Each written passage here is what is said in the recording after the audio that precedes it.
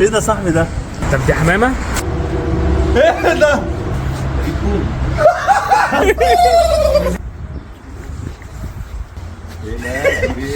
اللقطات اللي شفتها في اول الفيديو كانت للشباب وانطباعاتهم اول ما شافوا فوزي. اكبر غلطه عملتها اني فكيت رجلين فوزي، لاني اول ما فكيت رجل ومرمطنا ودوخنا وراه في الجنينه. ومش بس كده، ده خرج كمان بره الفيلا، وربنا يكرمه الحارس بتاع الفيلا هو اللي خرج جابه قبل ما اي عربيه تخبطه. هو انت عمرك قبل كده سالت نفسك الطاووس ده من فصيله ايه؟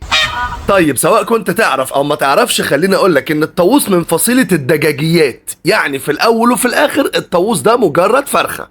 ومهما كان شكل فوزي حلو، بما انه في الاول وفي الاخر فرخه، يبقى ايه؟ برافو عليك، يبقى بيتاكل. فوزي ده نهايه فوزي، جاله شد عضل.